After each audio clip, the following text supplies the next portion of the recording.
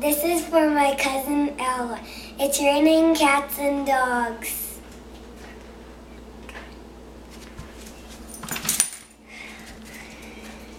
It's an old expression from England. They had hay roofs and animals would sleep in them. And then when it rained really hard, they would slip off and fall.